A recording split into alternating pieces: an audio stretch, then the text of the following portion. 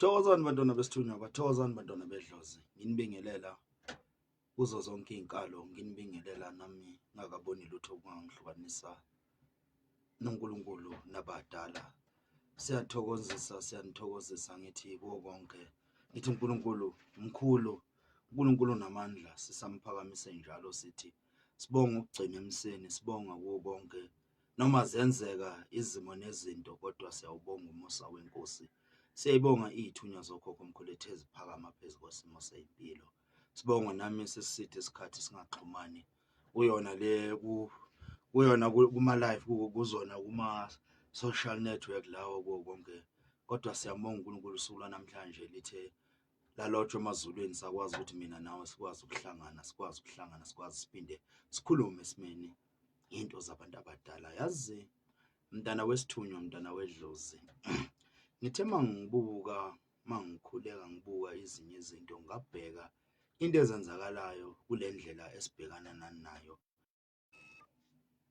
Ngithe mangibuka ngabheka izinto ezenzakalayo esimeni sasekuphileni ziningi kakhulu. Le ndlela inayo depression ngoba ngithe mangikhuluma ngayikhuluma ngaphambilini lento le phezu kwesimo sempilo, i-spiritual depression. Le ndlela lena i-depression you encounter in this journey. Yes, this journey it's so challenging. I won't say it's so difficult. It's so challenging because le ndlela lena isebenza ngento zikamoya, into zikamoya aziyenzeki ngendlela thina esifuna ukwenzeka nangayo. It's challenging kwesinye isikhathi you end up hearing people say ukuthi I don't even understand, I don't even connect with my ancestors because blah blah blah and this and this and this. So yabona le ndlela, when you are starting in this journey kahle there are a lot of things ohlangabezana nanazo. Sibaningi nathi, we are trying to motivate you in different ways. We are trying to show you in ey'ningi. We end up being stuck and being confused with a lot of things. And manje those things mawuthatha into ey'ningi uyihlanganisa ebhodweni, at the end of the day end up yayenza into yakhona exploder and igcine into yakhona ingasayenzakali.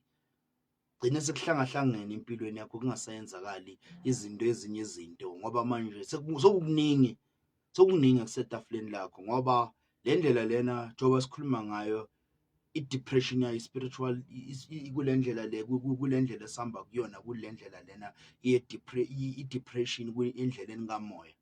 Uba depressed ngokuthi ziningi izinto ozifakayo nawe.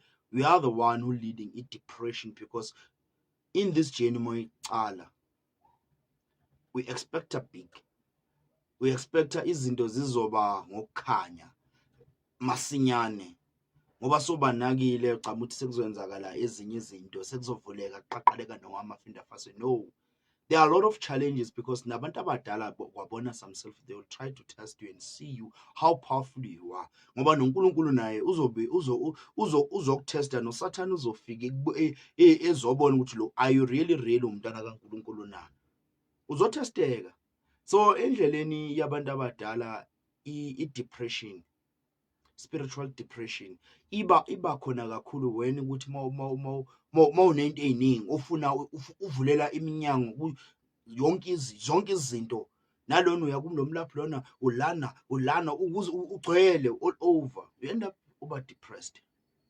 Plus ne-life ayenzakali, nezinto zenzakalayo endleleni kamoya kumele uthathe into eyi-one at the same time uyibheke. Mangabe kusebenzelanga, try another one because manje uyithathile, uhambile uhlolela, wahlola la, yes udinga usizo, but usizo lakho manje you end up ungasaboni way forward because uhlanganisa into ey'ningi ngesikhathi esi-one. Now nomoya wakho uyawuhlangahlanganisa, awusazi understand nawe ukuthi ungubani because uthatha lokhu because umuntu uzwile athi ubani uyenza lokhu, now you end up taking lento le nawe ufuna ukuyisebenzisa lento yakhona. End of the day ugcina usenzakala awusalitholi usizo, end up nawe sohlangahlangane. Yes, sometimes yes siyabablame abantu abadala, but nathi sometimes we are the one abantu abahamba babe nokumosha indlela zethu because si all over the place. You don't even understand ama-gift wethu, you don't even understand. Yes, but unabantu abadala, but when you ask that person ukuthi abantu abadala bathi unabantu abadala abanjani, he can't even explain to you ukuthi unabapha abantu abadala, because ziyahluka. Khona mele wazi ukuthi umthandazo, umprofeti ohlangane nomthandazo, uyisangoma, uyinyanga.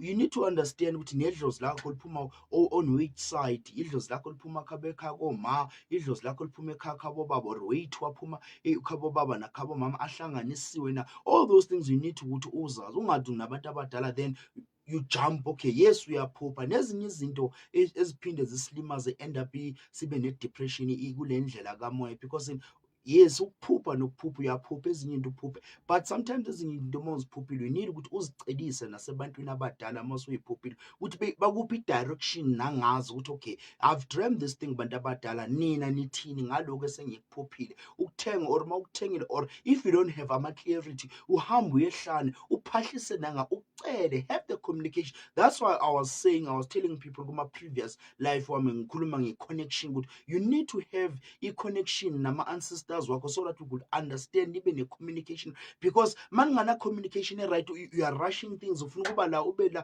you end up so nobuhlalo obungako, you end up so faka into eyiningi, end up you being stuck unamabhaya amaningi, you don't even understand ezinye izinto, then end of the day it leads to a depression. And i-depression lapho you're being admitted, bazobe bakudiagnose ngamapilisi, or end up so awusekho right engqondweni, so end up uyahlanya ngokuthini le ndlela leyo sohlanganisa into eyiningi, uyaphahla ubacela abantu abadala, because into nento you need to understand each and everything into na into eyembathayo, into yabantu abadala you need to understand, so that nomunye umuntu makazokubuza ama-question about why ufaka into kanje, you need to able to explain to that person ukuthi okay, why I'm wearing this. You need to understand. Noma umuntu athi unabantu abadala noma uba-presenter, you need ukuthi wazi ukuthi yes, I've got this gift eyenza sona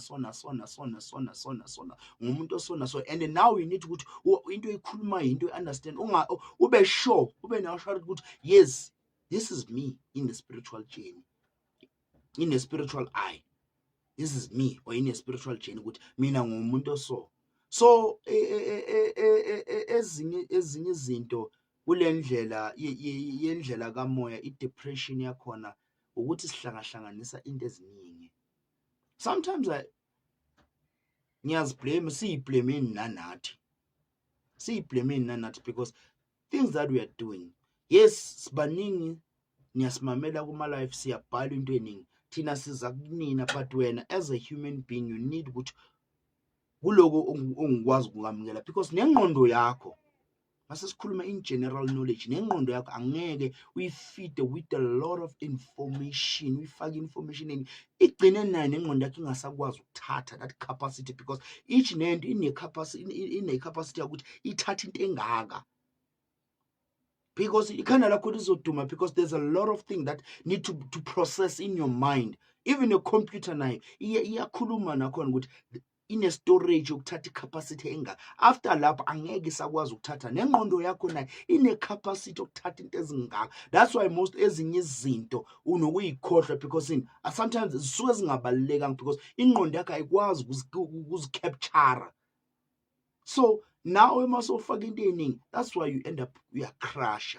More crusher, it's where it's depression, because you don't have a direction with uyapi nangempilo, because there's a lot of information in you oyithathile wayifaka, because uzubani we end up uma uthi uyavula namanje lapho thanda kunewasho eyiningi, imithi yiwasho yini nalokhu, because makuzwa ngaphula you end up confusing your gift. Now I understand which is which. Besila sithi sisahamba kahle, manje sesila, because sometimes not as human being nathi we like to rush things ukuthi izinto zenzakale like a blink of an eye, ukuthi qhubuse kenzakala, yes I'm successful, I understand this. You need to climb the ladder so that you understand ezinye izinto. Some of the things into zakho zingavuleleki because there's a process. We talked about the process. Kune process, and ku process kune time frame. ama-time frame wabantu abawafani ngoba noNkulunkulu makasibusisa nabantu abadala akufani. So thina as human being thina asinayo i-patience. Yes, sometimes I understand because of frustration and a lot of things that are happening ey'mpilweni zethu, but sometimes nathi we need ukuthi nathi sicabangeleni because izinto esizifida ngazo sizifaka ngazo imizimba yethu ayikhoni ukuyithatha. The information that we are getting sometimes ezinye izinto is unnecessary ukuze uzithathe uyifake wena. Sometimes you need to get the formula that you'll understand communicating with your ancestors. You need to create your own formula. Yes, ungawathola ama-formula, but wena i-formula yakho na-create nabantu abadala because there's a voice that inside talking to you ukuthi why don't you take this and this and this, izinto zizoyenzakala, but wena you reject that voice because uyazingabaza, you don't even believing in yourself. You are doing it because you heard someone else talking, saying this thing helped me. Yes, isebenzele yena on that time because isikhathi sakhe bese kuyisikhathi ukuthi into zakhe zivuleke, but wena manje now you want to use that formula because manje ubona into zakhe izinto angeke zenzakale ngale ndlela lo mngani wakho whoever okusizile ukuthi uye lapho uye khona angeke zenzakale ngendlela efana naloyo. uNkulunkulu sibizilwe into ezingafani. So as people thina we don't even understand ourselves. Asizazi ukuthi singabobani. See, all over the place, we are all over the room. Ula jumpy usiyajumpa. So thina asifuni ukuthi sikwazi ukulandela ama-procedure step by step until sithole i-final answer and sibe ku-final destination ukuthi okay, this thing I understand la nala.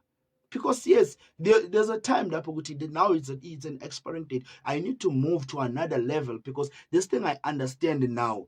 Yes, being sebenzela, but I feel like I need to grow now. Yes, it's understandable where you need to grow because I fully understand. Because nasesikolweni, there's one thing that we must know. Esikolweni, if awuyenzanga kahle, you have to repeat the class. If maruyenze kahle, they promote you. Sometimes uNkulunkulu nabantu abadala, they could see that awuyenzanga kahle, so angeke sikwazi kumusa to another level because khona izinto angakazi understand kule level akuye yakamoya. But manje wena ufuna ukufunda usese grade 1, ufuna ukufunda izinto zaka matric, you won't understand them because bazokutshela ngabo ngenzunza wena kulesikhathi okuso akakabi kwinde level ukuthi you can ungazofikela ukukhulume ngabo manzunza wena. Only think into edinga all you need ukuthi wena ufocus ekukhulekeni to connect. Manje wena sofuna ukukhuluma ngabo manzunza, sofuna ukukhuluma ngaloko, ufuna ukukhuluma ngezinto eziningi ezigamo end up nazo ziya confuse, ukhuluma ngezinto ngabo there's a lot. Ukhulume nangenkosazana yamanzi wena. I don't think wena so that level of understanding ukuthi ungafinyelela uzube lapho because all those things zizoconfuse mose sekuma-fundamental usaqala, mose seku-down base nje ulapha nje ku-level 1. You need to focus on level 1 because ku-level 1 there's a lot of things that you need to do. In level 1 you need to understand yourself, you need to communicate, you need to learn how to communicate ukuthi nabantu abadala nanoNkulunkulu. You need to learn how to connect. Mele figure out, you need to also ukuthi ukwazi ukufinyelela to get your spiritual identity. Who are you emoyeni kahle kahle ubizelweni? So all those things, the information oyithatha uyifaka, it leads you to depression because ingqondo yakho ayikwazi ukuthatha lokho konke. It's too much for you. Thina sifuna ukuthatha ama-basic and accept them because ufuna ukuzwa umuzwa lo the way akhuluma ngakhona. You don't know that person ukuthi uqale nini. You don't even know that person uqale nini. So ufuna ukuzenza. That's why bathi kwesikhathi eBhayibhelini lathi ungayithandi into kamakhelwane wakho because end of the day it will be competition. You don't know that person ukuthi ulinde for how long. Yes, some people bazofika la bazoniqola. Siyanqola sometimes. Khona ezinye izinto mawuthi uyazibheka because people are so fragile and are so desperate. They want something that is easy, ukuthi ifike kubona, ibe accessible, easy. Then they get whatever that abayifuna because thina sifuna into ephathekayo. sifuna into ephathekayo. Yabona masingathola into ephathekayo, it's why when I see that our ancestors are working. Kanti ama ancestors noNkulunkulu, they also work spiritually. They need to cleanse your spirit so that you can connect. You need to understand ukuthi uyini umoya. So you sometimes nani sometimes yabona, if sometimes you don't have a backbone about yourself, which as in, okay, this ngiyaqala, I'm new in the journey, especially abantu abasha endleleni, ngiyabazwela. It's sad and painful moba bona, because bala you end up crying ukuthi mina sengispend imali zami la bengila, because nawe all over ufuna lokhu, ngisho nebhoteli one angeke uxuba into eningi. Ngisho nomuntu ophekayo, umuntu esifazane, angeke ufake lokhu, ufake ifish, ufake ichicken, ufake iningi ebhodweni eli-one. That will be clumsy, because you can't even explain your food. That's why ukudla nokudla kunebhodo layo. That's why into nento inebhodo layo. Manje chicken stew inento zayo ezicorrespondayo. That's why mawuzoqala ufaka into enye too much, iba too much, iba kubi ukudla kwakhona. That's why khona ezicorresponda nawe, bese mawuso add other things, it's too much, ingqondo yakho ayisakwazi ukuyithatha. So all those things, they lead you to depression. This journey inayo depression. I won't lie to you guys, bantwana besithunywa, bantwana bedlozi, indlela abantu abadala inayo depression, inayo. And lento leyo, people they run away from it. It's there. And abantu abaningi, most yabo bane depression in a spiritual journey, because they are feeding a lot of information engqondweni zabo nasemoyeni wabo. They end up not understanding. Abanye uthola sebehlanya in a spiritual journey because befuna ukuzenza bobani bantu. No. Let me tell you one thing. Yes, ingubo zabantu abadala, we need to wear them. I would maso igqokile, we are so powerful. No. We are wearing them impahla zabantu abadala to represent them and show them respect. But into estila ngayo, into ekamoya, mawukhafula, mawukhipha lento esemlomeni wakho, to are we connecting with that thing? To represent, ukufaka into zabantu abadala, ubabonisa uphawu ukuthi we respect you. Nezembatho, to show them, hayi ukuthi masozigqoka you so powerful. No, people baba condemn ukuthi mangifake lento abantu bazongihlonipha. No, we don't worship you. Thina sifuna ukuzwa lento ekhuluma. Yes, we respect you ngokuthi uhamba nabadala, kodwa mazokhafula, it's where hlukanisela khona. You end up umuntu afakile, ufaka into eziningi, ufaka izintambo eziningi, ufaka ubuhlalo obuningi. Sometimes ezinye izinto sekuhlanga too much. Mawuthi even yambuza ukuthi, oh, lento oyifakile uyazazi na yini? Hayi bathi mina lo. Do you understand them?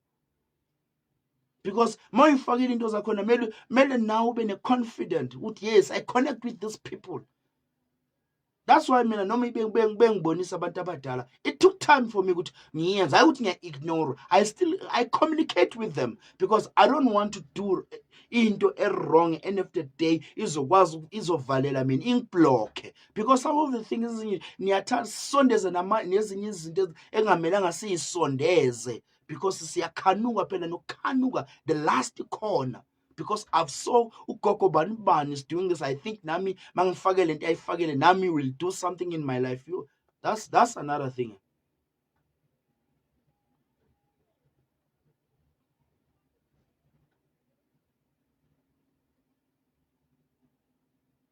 So izinto eziningi, that's why ngithi take things step by step. If you don't understand, if kunomuntu osizana nayo,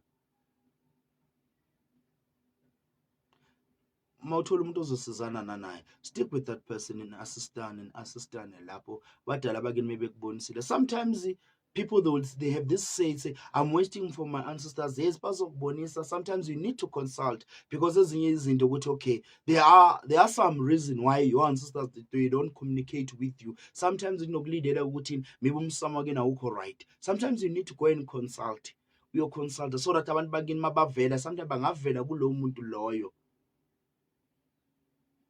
Because sometimes you'll say, I'm waiting for them to show me direction. Sometimes you need a person with access. We have yolashwa, ulashwa, uklenzwe. Maqeda uklenza itswe bakusondele bona. Ube na that communication say cala ukuthi sekuyaqala sekuyaqhaqhaleka. So now you start to dream it. Ngoba sometimes khona into ozidingayo. Sometimes udinga cleansing. That's another thing. Sometimes you need a cleansing so that you will communicate with your ancestors. Ngoba so ezinye izinto now you need ukuthi uthathe step and go uyobona ukuthi what's happening with your life, because mawuthi uzohlala uyi-one uthi waiting for them, you'll wait for them sometimes kuze kunaphakade. You wait them and you do something. If you see ukuthi as I've been stuck here for so long, go and consult and get some solutions and pray. Go ehlane, because most of the time Tina, we are praying inside the house. Yes, I know sometimes it's not safe to go out to humble one. Thola indawo eseduze nalapho could say I can connect le kule ndawo le. Go out and pray and seek help for your ancestors. Uxhumane nanabo, because endlini sometimes iwezinye ziningi into ezenzakala lapho ekuvaleke khona. You need an open field. Ihlane is an open field lapho uzokwazi kuba nomoya wakhona awufani nalapho esihlala khona. It's totally different, and ihlane you can go anytime where you feel comfortable. I do believe with maswamba nabantu abadala nothing will happen to you moyicelile indlela uyicele ngokweqiniso. Yes, there will be a lot of challenging, kube nama challenges in your life, but into nento masoyicele kwabantu abadala akukho kuyokuvimba. So good people, asekeleni ukuzifaka information eningi. Yes, sibaningi angizibeke ebuhleni mina, sibaningi siyazipresenta kunina, but it's up to individual with the connection with that person. Do you connect with that person, or are you not connecting with that person? If you connect with that person, among sisters wakazukbonis, yes, we are connecting, because when you listen to that person will make sense and you'll understand ukuthi wena ngokuxhumana, because thina sibomela ezinye izinto ezijulile. Enizima sisayimamela nathi singabalaphi bendaba ukubuza ukuthi this thing is unnecessary, because nento esinibonisa zona, some of the things they are not supposed to ukuthi but zize zivele kuma social network bachana amadlozi abantu. There's a lot that is happening, but it's up to individual ukuthi right for when I won't say mina it's good for you this one. There I see right for when. I'm not saying it mina I'm perfect. I'm not perfect. I'm far to being perfect. I'm just mina ngiyandlulisa lokho engidlulisayo, because most of the time people bayalimala endleleni kamoya and they are so depressed. Abanye sebaze bayahlanya endleleni kamoya. Abanye they can't even find help because the depression eseyikubo, because nale minyanga bayivula bangena la, because we are singabantu sibaningi singabantu, sometimes imithi yethu ihamba naneyilwane uhlangana nento eyiningi. Idlozi lakho liyayi-rejecta lena, we are stuck as uvula lapho beka khona imithi. Kunemithi kababuthelezi, kunemithi kababumkhize, kunemithi kababundaba, kunemithi kababuzulu. There's a lot of things. So it tells a lot ukuthi nawe you don't allow the process. You can blame about hey akasebenzi lo ula umbaxambile ngesizulu yaxamalaza. I'm also blaming you. Ungakhala ngekhomi uthi I'm still waiting for them. So yizo izinto lezo ukuthi kumele siziqapheleni bantu benkosi. Depression is real. It's real depression, especially in a spiritual journey. It's real. Abantu bayalimala, people bathatha intambo bayikhunga, people bayahlanya. Hayi ukuthi uloyiwe because of the information. Ingqondo yakhe ayisakhona ukuprocessa this information because it's too much. Mawusebenzisa computer, once wafaka a lot of information, the processor can't process it. Your heart, it's your processor. Inhliziyo yakho, it's a processor. CPU, it's a processor. It process. Ayikhona ukuprocessor because it's too much. You end up iyama processor gcina sekuya crash, the PC ya crash. Doom, admission, sibhedlela, depression. Yes, professional, they will never say it because of your spiritual chain. Stress, there's a lot. Yes, because there's too much. Your life in my challenges, your relationship in my challenges, work environment in my challenge. You are still looking for a job, family. There's a lot of things. There's your spiritual chain, your gift. There's a lot on your plate. There's a lot of information. You're probably a lot of money. End of the day, akusasizakali because nawe yazi ukuxamalaza. Yes, siyasha sishe, but end of the day you need to have a me time. I've talked about these things. Abanye maybe bethatha take it for granted. I talked because I know them good. Ezinye izinto abantu bayazi encounter ukuthi sometimes isikhathi sakho sibalulekile to be yourself before uzuxubana nomunye umuntu. To be you, ube ne-me time. It's so important, and it's so important good to have a good foundation. It's so important to know how to connect, because all those things, if you don't, you can't connect, or you can't even pray, or you can't even ukuphahla to connect with yourself. Umsamo wakho mawungekho right, angeke ube nenqubekela phambili. So kumele uwazi ngoba nendlu moya yakho angeke uyiqale phezulu. You start from the ground, and the ground is too expensive ngoba kuningi, and you have to wait. Noma wakho indlu angeke uwakhe indlu kusasa then ubeka isitina. Kumele warm foundation. Your foundation need to be solid. Yes, manje they rushing ukwakha indlu because bajahile, but that houses most of the time they encounter inkinga at the later stage, because now at the later stage we encountering problems because azange uvume kube azange ube nanokubekezela. You just ukuthi wena wathi nje senya understand noma unga understand. You said ngiya-understand, ufuna ukungena to the next level because ufuna ukukhuluma njengomkhulu bani, ufuna ukukhuluma njengogogo bani, or you want to see yourself there. No, konke kunesikhathi sakho. So bantwana besithunywa, bantwana bedlozi, it's so important ukuthi nawe uhamba kanjani endleleni yakho individually, not ngeningi, because yabona uma ungazi-understand na wena expect mina ngizoku-understanda kanjani. Yes, I can show you with your gift with this is what it's happening. That's why most of the time noma abantu bezile, they took their time. I can consult a person maybe to 30 to 45 minutes because I want to explain to that person ukuthi i-gift yakho, it's your gift. Bese I ask you, do you have questions? If ama-question ngikubuze noma uphume ecingweni unelisekile, they know abasebabuyile la esigodlweni ukuthi how I consult, because I understand, because I've went through indlela eyiningi, ngafunda indlela into eyiningi zaka endleleni kamoya. I understand ukuthi abantu sometimes angathi uya-understand, end of the day aka-understand next into omhlole nangazo, and I understand how undlula noma ungabona something crucial kuye ukuthi ubani dadwa uyamthakatha. It's so difficult to tell that person because you need to be professional. Umbheki mindset ukuthi ubuthakathaka kangakanani, that person is still fragile. Akayidingi that information right now. Yes, masaka i-client yakho masakuhamba isikhathi seka-strong, this way you're gonna deliver that message, but not direct, indirect.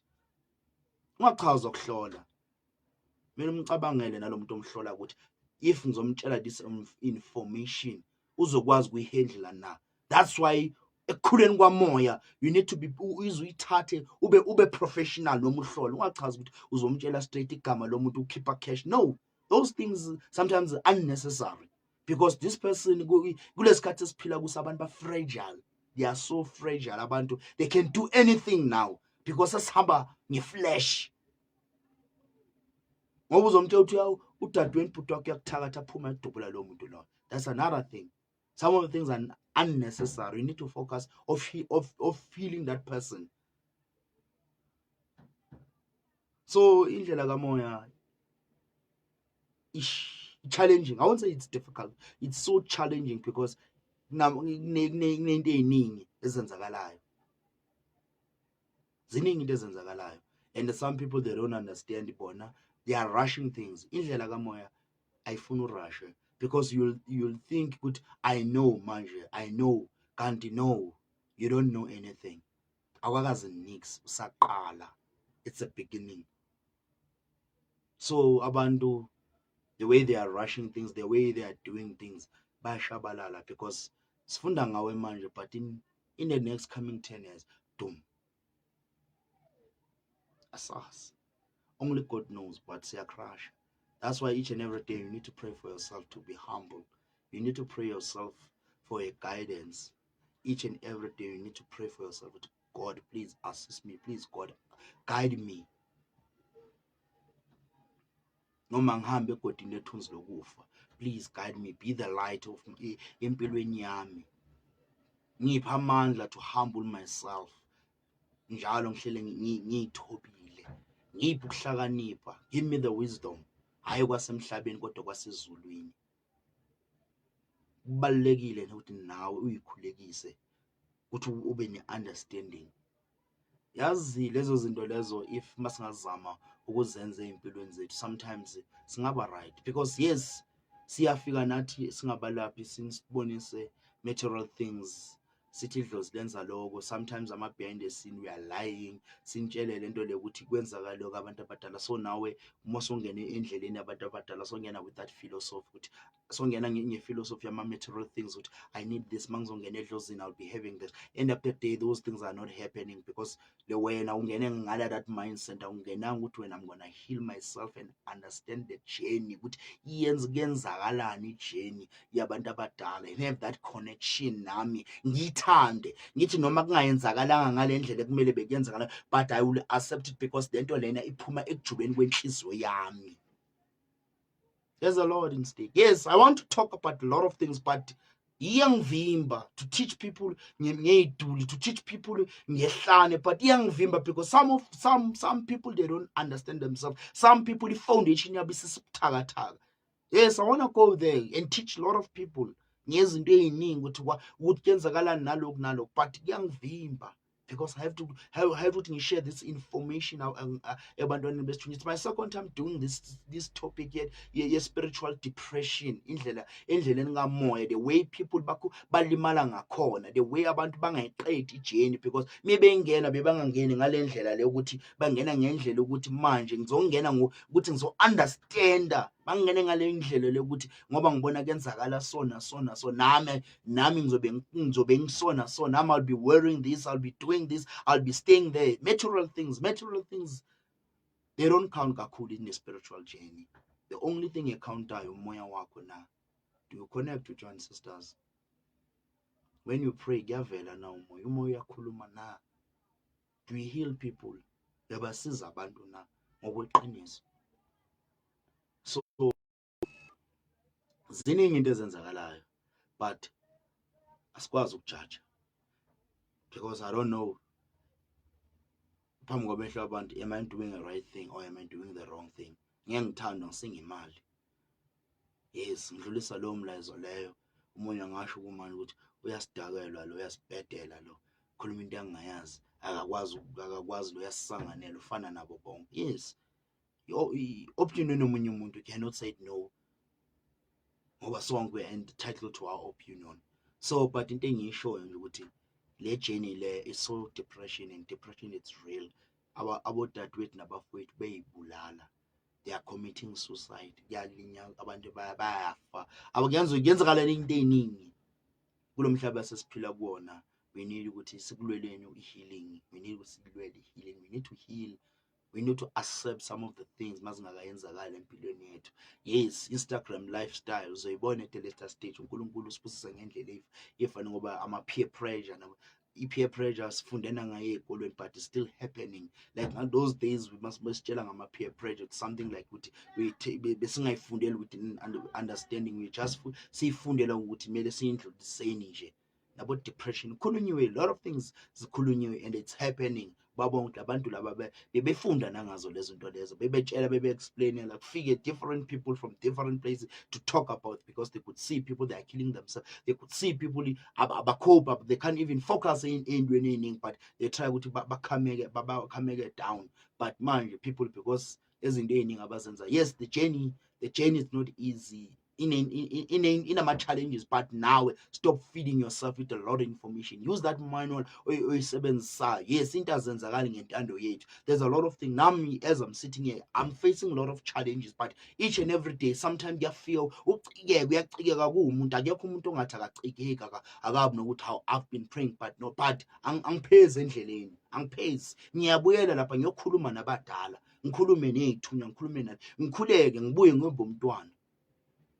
No one living a perfect life. If you are saying you are living a perfect life, akusho ukuthi awuphili, because if you are living a perfect life, angeke ubone ubukhulu babantu abadala bakhe nobungcolisa bakaNkulunkulu. So into ey'ningi ezenzakalayo, people abafuni ukuzwa ubuhlungu. People, they don't want to feel ama-challenges. They want a smooth life. I-life yamanga. A smooth life, it's a lie.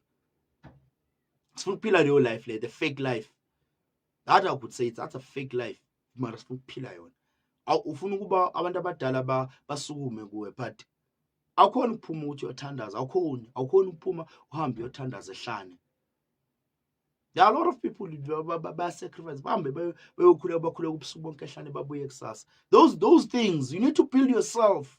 Hayi ukuthi ulandele ngokuqhutshwe ngemuva. You need to build yourself. You need to motivate yourself. Look at yourself in the mirror. Ukhulume nawe and tell yourself, I'm going to do it no matter what, no matter storms. Because when you are starting something ezokusiza empilweni, you will face some challenges. Into eziningi zizoblocker, no Satan uzoba khona lana blocking, trying to block you ukuthi ungabi nenqubekela phambili. So all those things ziba khona empilweni yakho. But now ma umuntu, if your foundation is solid and wakhe phezu kwento eyiqiniso, so angeke unyakaziseke noma itomo ifika, because you could see you can build a cheaper house bese wakhe indlu right inspector yenziwa right. You will see the different masefika itomo ngoba itomo zamapela ziyafika ikhukhula. You could see the strong house will be still there, kodwa le cheap izobhidlika. Nawe mongaba wakhanga kahle, you'll be destroyed. Yes, uzolimala, but angeke give up in the journey. You need to be strong. Foundation is so important. And the foundation in ama phases wakhona, you need to understand them and fix them and try to fix them. Yes, yakhathaza, but you need to ukuthi khona into engiyinqobile ngiyenzile 1 2 3 4 5. It's not easy. Iminyaka, yes, people, it took them years dala behamba indlela. It's not like ukuthi kuyenza izolo ngaba so right, years and years trying to understand. Kungayenzi lokho bakutshela lokho, bakutshela ukuthi uhambe, bakutshele lokho, bakutshela ukuthi ya hayi end up ungasafuna nokuhlola ukuthi hayi ngcono ngiyoyikhulekela nje ngikhohlwe into eziningi, because I know bangitshela lokho, bangitshela ulungise lokho. So your time will come and you'll shine. But konke kunesikhathi. It's that script sine reason. Sine reason what konke kunesikhathi. Nempilo manje so ukhiphile ijezi lakho, so libekele, awusalidingi manje that coat, that bomber jacket, awusalidingi manje, awusalidingi, because you know very well ukuthi iyashisa manje, akusese isizini yayo. Everything in a season yayo, everything in a season yayo. But when your season will come and uzoba right, izofika, ungadedi. Kodwa nje into ebalekile, too much information yalimazana. Silimele konke, because we are facing a lot of, as singabantu abaphilayo, there's a lot in stake that right now it's happening. Masisikhuluma generalize, you could see the economy, yonke into. But when as a human being now, where you need to cancel yourself and tell yourself, what okay, I'll study, yes, it's not easy, yes, I gotta partake, yes, I gotta be nama benefits, but one day now I'll be smiling alone and say, yes, now, yes, I made it. I prayed namut one day nami I'll say this, noma ngayithola ngithema ngicela ukuyithola. I was supposed to be rejoicing, but there were a challenge. As I was praying, one day now I'll say I'll have indawo ibiza mina. This is my place. But I couldn't to celebrate because there was a storm, huge storm, young shy, huge storm, storm sakona. Ngakhoni, but ngithi uNkulunkulu. Yes, I know. At this time I was supposed to be saying thank you, Lord God. But now sesemini hand sengiphazamisa, but ngiyabonga ubukhulu bakho. But ngisasebenza ngalo kodwa ngiyabonga uNkulunkulu. I told myself now at this level now but life fika ngamanye ama surprise. Nje I'm done, ngeke ngisafinyelele lapha. Yasafika istorm sangishaya. I dealt with the storm isikhathi eside, but asangidede ukuthi ngizongala. I can't. Because I know in this journey, there's a lot of challenges I encounter. We are not condoling them with ayenzakale more frequently, but ukhuthazana ukuthi it's not like we want to bhekana ne situation ebad. Sonke siyabhekana na, but in a different way, but ashaya endaweni eyi-one ngoba ashaya enhlizweni. So into ezimele sizazi leyo bantwana besithungu, no matter what we are facing right now, do not give up. Do not give up, because ungaba nayo yonke imali but we are not happy. We are not happy. The person ungayikhalela ukuthi ukhuluma ngamnandeni uyakhona but is not happy. Ine-depression. Hayi ukuthi uzongena emntwini ohluphekana nawe unemali but ne-depression izokubamba, because depression, it's real and iyabulala. And in the spiritual journey, it's too much. This journey kwayona is too much in stake. It require a lot of things. Nathi masingabantu, we need to ungenile in the journey, ungabi 1 foot in 1 foot out. Ngena ngenyawo zoyi-2 understand noma ungenile ungaphangi, ngoba ukuphanga kuyakhama every time noma umntwana, but ungaphanga uzokhameka. Na ungayiphanga ijeni yakho, yidle kahle, hayi ukuthi uyidle bese uyarelax. No, iba umuntu okahle nje, ube kahle nje, ushaye. Makumele uyehlala, have your own timetable. Have your own timetable and see uthi okay, ngesikhathi esisonke zokhuleka, ngesikhathi esisonke zobe ngenza so, Saturday ngendawo neso ngesikhathi esiso, but then I start my day.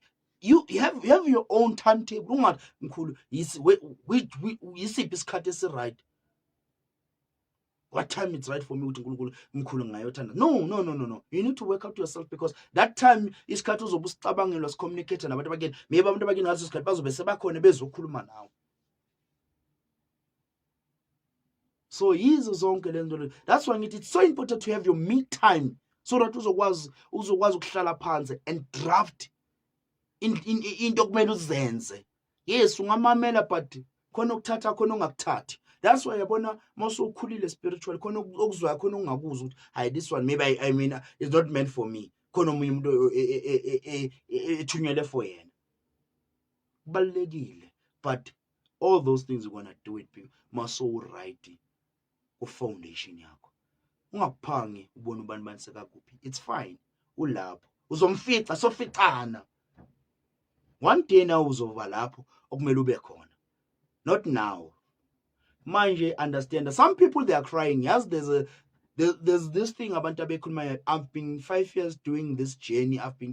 Sometimes you need to go back and sit down, uhlale ku boardroom and ask yourself, yinto bengizenza wrong la.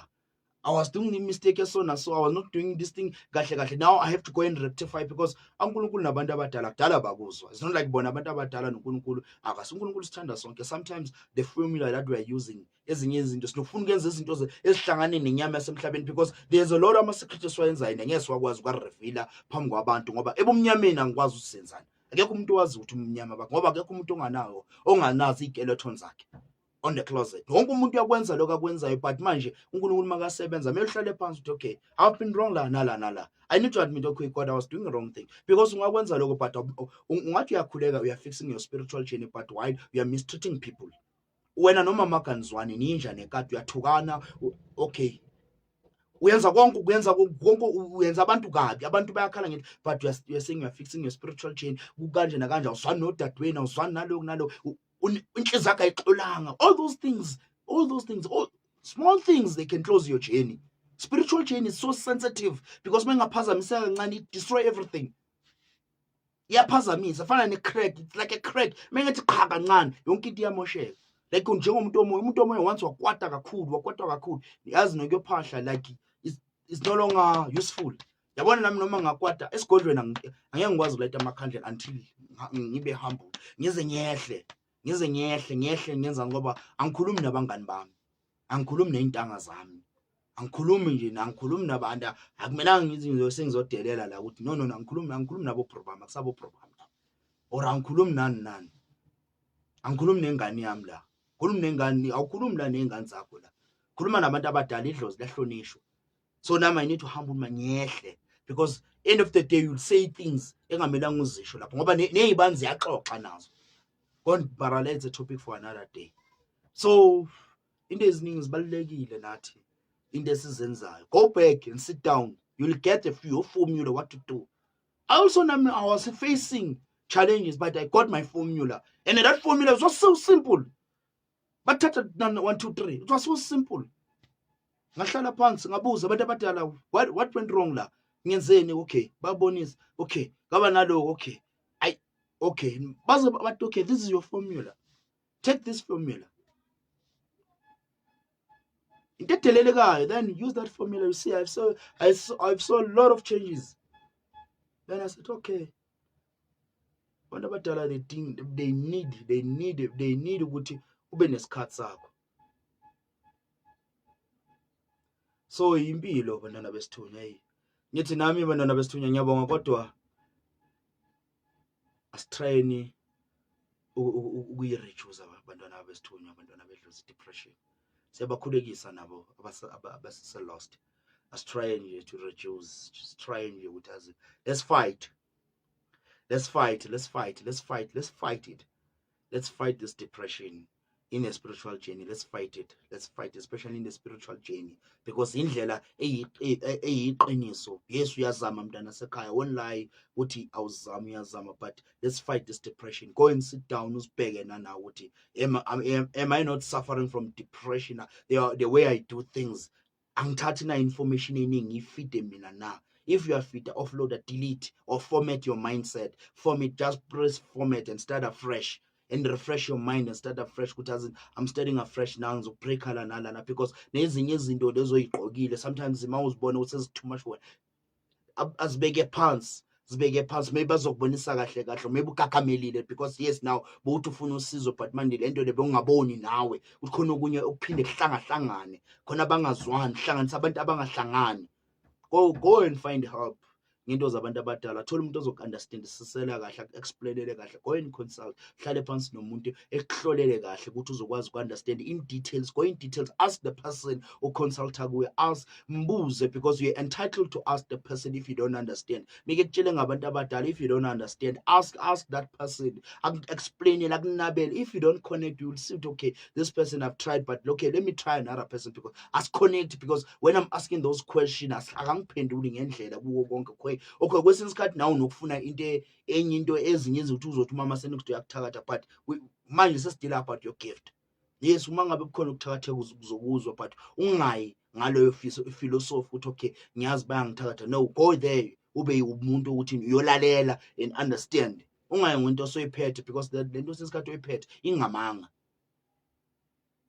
Buya ngathi uyathakatha, kanti your ancestors, they are the one abavalayo, because kunezinto ezingayenzeki kahle, kunezinto ezingalungiselekanga kahle. There's a lot in stake, bantwana besithunywa. There's a lot that is happening in our lives. So we need to ukuthi sisukumele impilo zethu, noma sisukele impilo zethu, asingabini nakumawala, asingabini mawala because of material things, because to be honest, truth thina siba mawala because we want material things. Sometimes, let's be honest, we don't love the journey, but we want to benefit from the journey. That's another thing. We don't love the journey, but we want to benefit on the journey. Because the benefiting on the journey kulapho udlala ngabantwana babantu, because you want something, you don't love the journey, awuyenzi nangothando, because abantu akwazi ukubahlaziyela kahle. That's another thing about thina in this journey. Because sifuna lokho okuphathekayo, we think when we entering the journey, if our lives will be smooth and accept ezosihlupha. No, it's where it's the beginning of challenges. I won't say problem, it's a beginning of challenges zempilo. It's where you're gonna see izinto ziyenzeka ezamampela. It's where lapho uzokuhlukanisela khona, lapho uNkulunkulu ezokuhlukanisela those people bowuthi uthi bayiqiniso empilweni yakho, uzokuhlubula ekususe kwenyameni ekufake kamoya. It's where lapho ushintsha, uyatransforma. Part of transformation, and the transformation is not something that will happen over the night. There's a lot of things that need as change. Some of the things uzenza but angeke usazenza ngaleya ndlela like before. There's a lot. So the journey you need ukuthi ungayithatheli ngamawala, uzolimala.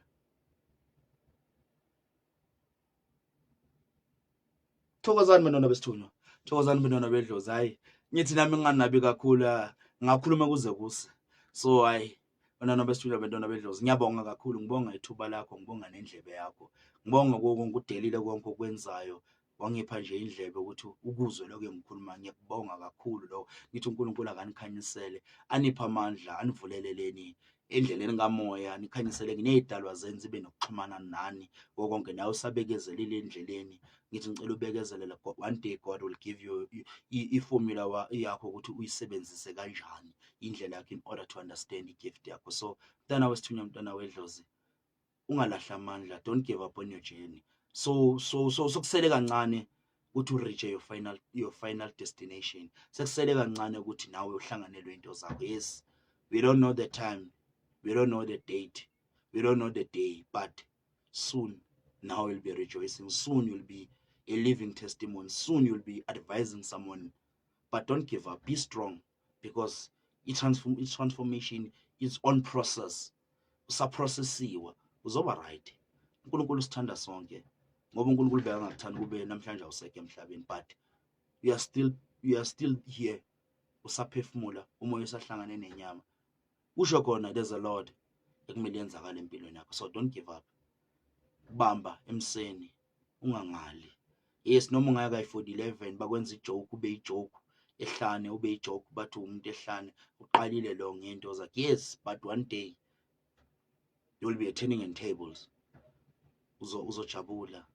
You'll be saying injabulo kaNkulunkulu, injabulo izobe ibhalwe kuwena. Imisebenzi yakhe izobe ibhalwe kuwena. So hanging there. I know it's difficult. It's challenging. I won't say it's difficult. It's challenging.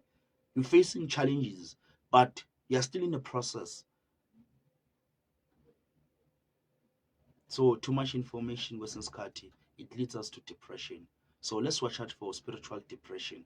It's there, and ayindawo ikhona, because spiritual depression ihlangane nanoSathane. uSathane because akakwazanga ukuyodestroya uNkulunkulu, akakwazanga uface uNkulunkulu direct, ufacea abantwana bakhe. So now you will try to destroy it, because there's this third voice. Kunale voice, there's this second voice, there's a first voice ekutshela uyenze lokhu, there's this voice ezokutshela kuyafana sihambe this journey, but there's no process in your life. You are still stuck here, you are still usahlala kini, still usayenza kuphi, still usahlushwa ile soka lelo lithandazelayo, still usahlushwa lo nkosikazi omthandazelayo, still usahlushwa lo mntwana kobheminya ubhe. So all those things kuzoba khona noSathane, but you need to be strong.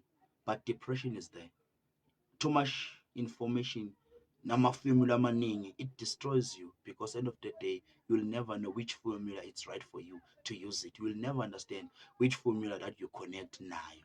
So bantwana besithunya, ezinye into ziyiqiniso. Let's watch out, and sizinakekeleni, ngoba kekho ozokunakekela. Please take care of yourself. Sithunywa nomoya, siyabonga. Ngithanda ngothando lukaLove. Amen.